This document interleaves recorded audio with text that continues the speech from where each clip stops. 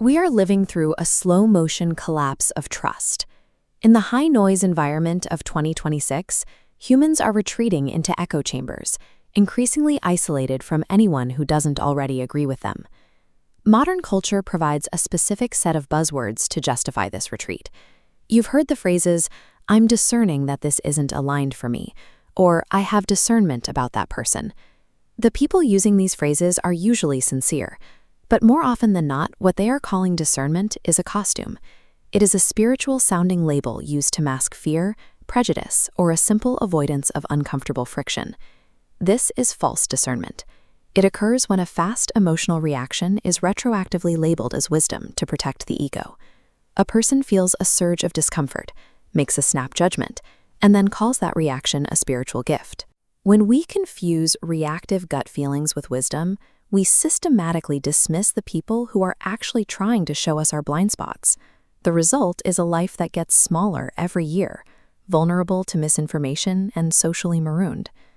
To understand the alternative, we have to look at the Latin root, discernere, which means to sift apart.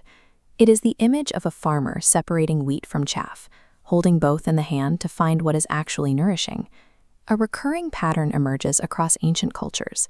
Hebrew, Arabic, Sanskrit, and Greek traditions all independently developed distinct vocabularies for this same mental technology. Whether it is called bina, tamiz, viveka, or diakrisis, the instruction is the same. You must learn to distinguish the real from the merely apparent. True discernment is never an instant verdict. It is the patient, trained practice of careful separation. Consider a typical 2026 scenario. A founder facing friction with a challenging business partner. The partner is difficult, but they are reflecting a hard truth the founder doesn't want to hear. Instead of sifting, the founder reacts.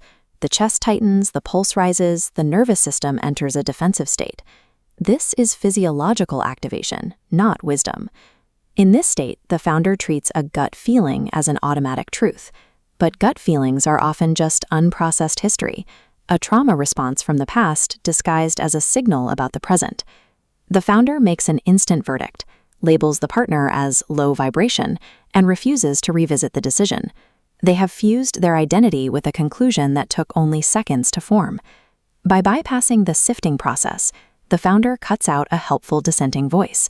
They choose a path of least resistance, leading to decisions that cannot be defended when the consequences eventually arrive. Rewind that same moment of friction. This time, the founder applies the sifting protocol. Step 1 is stillness. The founder recognizes their physical activation and uses box breathing to shift into a calm state. The mind cannot sift in adrenaline. Step 2 is humility.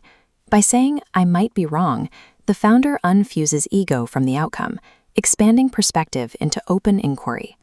Step 3 involves the lenses. The founder examines evidence, historical triggers, value alignment, and external counsel. Step 4 is the update. The founder makes a choice, but sets a specific date to review the fruit of that choice. They remain curious, ready to change their mind if new information arrives. This protocol turns friction into clarity. It produces unshakable, defendable choices because the work of separation was actually done. The profound clarity seen in wise leaders is the result of a trained biological and psychological capacity. It is not an innate genetic trait, but a muscle that has been exercised through use. This is the foundation of consciousness as a skill, a framework that treats inner transformation and decision-making as teachable, repeatable disciplines. In 2026, the ability to sift truth from noise is the prerequisite for maintaining focus and personal agency. Without it, you are simply a passenger to your own reactions. You already possess the capacity for true discernment.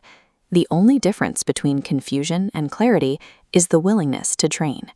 To support that training, the Phoenix Project Foundation built the Team Human Channel. It is a dedicated space for seekers to access the complete sifting protocol, daily practices, and live teachings on the CAS framework. You can access the full protocol and begin the training today at phoenixprojectfoundation.com/prohuman.